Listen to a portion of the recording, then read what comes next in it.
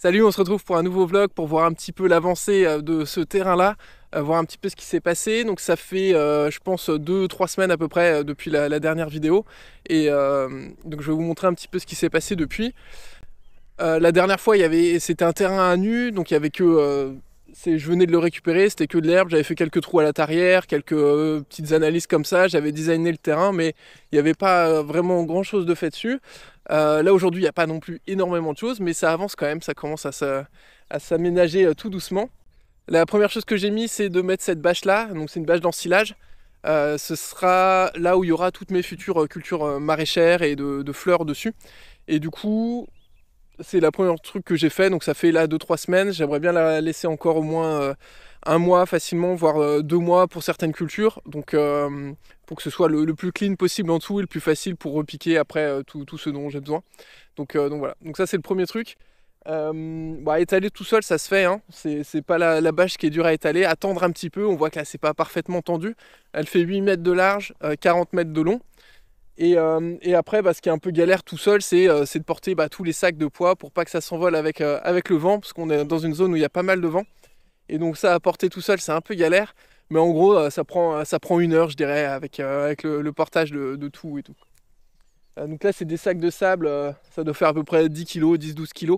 En gros, je prenais un sac de sable de 30 kg, je le divise en 3 avec des sacs que j'avais déjà, des anciens sacs de terreau qui sont quand même assez solides, donc c'est plutôt cool. Ça se réutilise pas mal de fois, il y en a, je les ai depuis 3 à 4 ans, donc c'est cool. Au moins ça se réutilise. Et donc voilà. Donc là j'en ai mis pas mal. Après l'idée c'est de séparer à chaque fois, je redécouperai la bâche pour pouvoir la délimiter dans plusieurs parcelles, plusieurs jardins. Parce qu'il y aura des lignes d'arbres entre chaque, donc des zones avec des zones où il y aura des arbres qui vont pas bouger, et par contre chaque hiver je vais remettre en gros au propre les phases jardin, même si j'aimerais bien faire un petit peu d'engrais verts, etc. Mais voilà, donc c'est soit je vais bâcher, soit je mettrai l'engrais vert l'hiver, mais dans tous les cas ce serait bien d'avoir une bâche qui soit aux bonnes dimensions de chaque zone maraîchère pour que je puisse la mettre et l'enlever assez facilement à chaque début et fin de saison, quoi. Donc voilà, donc ça je vais la redécouper plus tard aux bonnes dimensions, mais en tout cas c'est bien pratique. Alors j'ai préféré mettre une bâche d'ensilage plutôt qu'une toile tissée, déjà parce que c'est moins cher, c'est pas mal moins cher, donc ça joue bien dans la balance. Et au final, quand c'est pour une courte durée, je trouve que c'est plus efficace, vu qu'il n'y a même pas d'eau qui passe et tout. Ça permet vraiment de tuer un peu tout ce qui est en surface, et de faire germer aussi assez vite les graines, vu que ça réchauffe assez vite en dessous. Et donc ça permet d'avoir une zone un peu plus clean, un peu plus rapidement que si c'était de la toile tissée. Mais voilà, mais si c'est pour une longue durée, je pense que la toile tissée c'est mieux, parce que justement ça laisse l'eau passer, et donc ça permet de garder un terrain en dessous qui a la bonne texture, etc., qui soit nickel pour pouvoir repiquer derrière, ou ressemer derrière et tout. Ou même retravailler le terrain si on veut après, quoi. La deuxième chose que j'ai faite, c'est au niveau des haies. Donc là j'ai acheté 2 roundballers de foin à un voisin. Et donc j'ai étalé tout ça. Je les ai étalés sur les deux côtés. Alors j'en avais pas assez pour finir cette zone là. Mais en gros voilà, c'est ça. Donc à étaler tout seul, pareil, c'est un peu galère parce que c'est quand même assez gros, assez balèze, assez lourd. Donc la première partie, en gros, je fais peut-être un tiers à la main, brouette et tout. Et après je peux la faire rouler tout seul. Ça se déroule assez bien. Faut aller dans le bon sens. Mais ça se déroule assez bien. Donc ça se fait bien, c'est cool. Mais ouais, je vais en racheter, c'est sûr, pour épaissir ce que j'ai fait. Parce que là, c'est peut-être pas assez épais. Il y a des zones où c'est assez épais, et puis il y en a d'autres où ça va être un peu... voilà, ça va pas être l'idéal. Le mieux, c'est si on arrive à mettre 20 cm pour que ça dure quand même un peu, c'est cool, quoi. Et voilà. Et donc tout seul, forcément, c'est pas parfaitement droit. Donc s'il y a des perfectionnistes qui m'écoutent, ça va peut-être un peu piquer, mais voilà. Et donc là-dedans, j'ai mis du coup une haie. C'est principalement des boutures de saule. Déjà parce que j'en avais gratuitement beaucoup. Donc là, il y en a tous les 50 cm sur toute la longueur qui doit faire ce côté-là, ça doit faire peut-être 70 mètres, quelque chose comme ça, 80 mètres. Et puis j'en ai mis aussi de l'autre côté. Donc en gros, j'avais peut-être 150 boutures que j'ai pu avoir. J'en ai mis tous les 50 cm. Après, il y en a que j'enlèverai plus tard pour diversifier. Puis il n'y a pas forcément tout qui va repousser non plus, qui va reprendre. Donc voilà. Et puis le saule, bah voilà, ça pousse vite, ça permet de faire une haie brise-vent assez rapidement et de laisser le temps un petit peu à d'autres espèces de pousser, d'autres arbres de pousser, arbres ou arbustes, pour faire leur job derrière. Donc voilà, donc ça c'est la première étape. J'avais quelques saules aussi que j'ai mis, que j'ai pu avoir gratuitement aussi, que j'ai dans mon jardin. Donc ça se bouture assez facilement. Et je vais récupérer pas mal d'autres essences aussi, et je vais en acheter quelques-unes.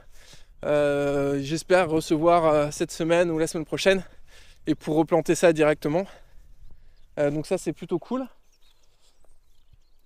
Après sur un terrain comme ça, c'est à la fois grand, mais si on veut produire professionnellement, c'est quand même pas très grand. C'est-à-dire qu'on peut pas se permettre de faire plein de tests, énormément de variétés différentes, d'énormément d'espèces différentes.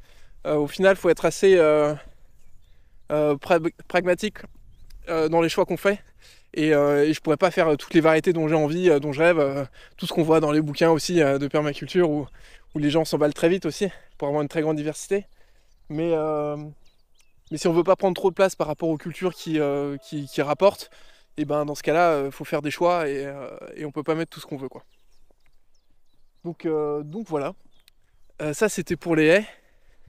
Là je suis à peu près à l'emplacement où il y aura la serre qui va sur 20 mètres à cet endroit-là. Sinon, ce que j'ai fait d'autre, c'est débroussailler toute cette partie-là, où c'était que de la ronce, tout ça là. Bam. Donc ça, c'était un gros chantier. Je vais faire le tour. Donc c'était presque que de la ronce. Il y avait un petit peu de fougère, un peu d'autres trucs, mais principalement de la ronce qui traînait depuis longtemps, avec une bonne pente. Et donc voilà. Du coup j'ai fait un coup à la débroussailleuse classique. Alors à fil c'est un peu galère, du coup vaut mieux mettre une dent dessus. Enfin les trucs avec 3 dents. Ça marche pas mal pour enlever la ronce. Et après j'ai broyé sur place avec une tondeuse débroussailleuse. Ça marche super bien aussi. Puis ça me permet de pas avoir besoin de les évacuer, ni de les brûler, ni quoi que ce soit. Ça permet de mulcher un peu toute cette zone. Après, forcément, ça va repartir assez dur derrière. Donc il va falloir être rigoureux au début pour pas que ça reparte en un an et que ça enlève tout le boulot que j'ai fait, quoi. Mais ça allait assez vite en fait à faire. Le plus galère dans ces zones-là, vu que c'est tellement dense, on sait pas trop ce qu'il y a dedans.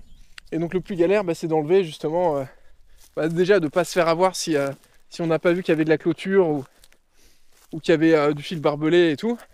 Donc moi je savais qu'il y en avait, mais il y en avait qui étaient visibles et puis il y en avait qui étaient un petit peu dessous. Et donc ça voilà. Donc j'ai un peu de trucs à enlever.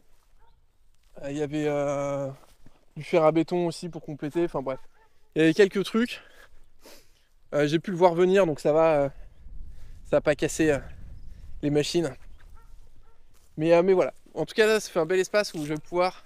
Alors ça c'est pas chez moi. Moi, mon terrain il s'arrête juste derrière cette butte, ce talus. Et je vais pouvoir replanter du coup d'autres essences d'arbres, d'arbustes, et faire un truc sympa qui produit soit du bois, soit des fruits, ou soit d'autres intérêts aussi, quoi. Et qui soit joli parce que c'est l'entrée du terrain, donc autant que ce soit joli. Donc voilà. Voilà pour le terrain. Donc pour l'instant j'en suis là. Là c'est un tas de pierres qui appartient au voisin, qu'il est en train d'évacuer au fur et à mesure. Et mais sinon on en est là, quoi. C'est cool. Donc les prochaines étapes, ça va être de refaire venir du foin ou de la paille pour continuer de pailler, continuer de planter la haie vraiment tout au bout. Cette partie-là, où hop là, le bout ici, ça n'a pas été fait. Et puis toute la largeur au fond, ça n'a pas été fait non plus. Donc il y aura ça à faire, replanter du coup tous les arbres qui vont arriver bientôt, les arbustes aussi. Et j'aimerais bien tester de mettre pas mal de miscanthus pour la partie pour la haie et tout, que ce soit assez bas et puis que ça puisse me faire une petite réserve de broyat pour après. En tout cas d'avoir de quoi pailler, être presque autonome là-dessus sur certaines planches. Après la deuxième étape, ça va être de couper la bâche aux bonnes dimensions. Ça va être de couper la bâche aux bonnes dimensions de chaque jardin, d'écarter les zones où il y aura les arbres. Et là, ça va être de planter des arbres aussi et de pailler ces zones-là. Sachant que là, ça fait pas très très longtemps au final, ça fait même pas un mois que la bâche elle est là. Donc toute cette zone-là, je pense que je vais devoir la retravailler à la main. Toutes les zones où je vais planter. Parce que je pense que l'herbe, elle est pas morte dessous. Et ça doit être encore assez dur, très... Mais bon, c'est pas grave, je pense que ça va se faire à la main. Il y a 3 zones à peu près, je crois, 3 ou 4 zones à faire. Donc sur 8 mètres de long. Et je pense que ça va être 1,50 m ou 2 mètres de large, quelque chose comme ça. Donc ça va être, je pense, une partie du job de la journée. Parce que là, c'est coupure d'électricité dans le hameau pour des travaux électriques. C'est ça de vivre à la campagne. Donc c'est cool, ça force à être dehors même quand il fait froid et tout, c'est cool. J'ai également commencé dans ma serre des semis qui commencent à germer là pour la plupart sur des fleurs comestibles. Alors là pour l'instant c'est de la bourrache, souci, mauve, œillet d'Inde, cosmos, un peu de capucine, même si pour la capucine c'est peut-être un petit peu tôt mais c'est pas trop grave. Et puis quelques autres essais de différentes variétés.